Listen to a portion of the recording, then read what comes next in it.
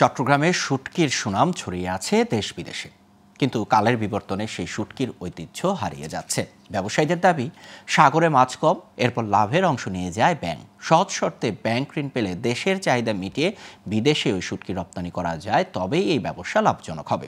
এদিকে মৎস্য কর্মকর্তা জানান, নিরাপদ বিষমুক্ত শুটকি উৎপাদনের প্রশিক্ষণ সহ সুযোগ সুবিধা প্রদান করা হচ্ছে। চট্টগ্রামের চন্দনাইশ থেকে এম এ হামিদের তথ্যচিত্রে ডেস্ক রিপোর্ট।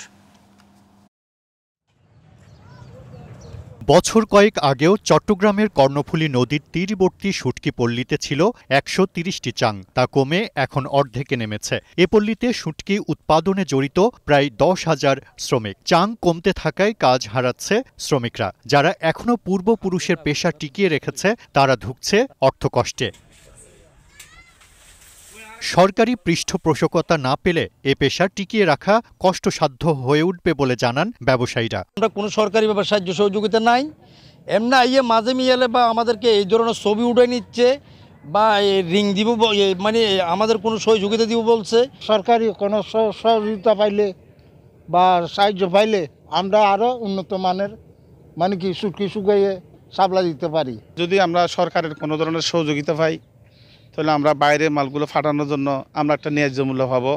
কর্ণফুলী নদীর তীর জুড়ে বেড়িবাঁধ এলাকায় প্রতিদিন শিশু থেকে বৃদ্ধ কড়া রোদে পুড়ে ঘণ্টা হিসাবে কাজ করছেন হাজারো শ্রমিক। তারা সবাই মাছকে শুটকিতে রূপান্তরের প্রক্রিয়ায় যুক্ত। শুটকি মাছ শুকাই, শুটকি মাছের লেজ বান্ধি ২০০ পাই, ১৫০ পাই, ১২০ পাই।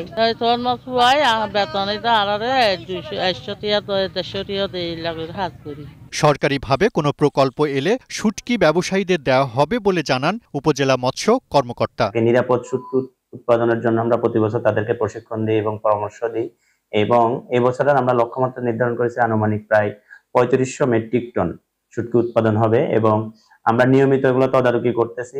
এবং যদি আমাদের কোনো প্রকল্প আসে নিরাপদ শুটকি উৎপাদনের জন্য অর্গানিক ভাবে, সেই প্রকল্পের মাধ্যমে আমরা আরো নিরাপদ শুটকি। রপ্তানিযোগ্য পণ্য হিসাবে শুটকি প্রচুর বৈদেশিক মুদ্রা অর্জনের খাত হতে পারে। এর জন্য প্রয়োজন উদ্যোগ ও পৃষ্ঠপোষকতা। Global television news desk.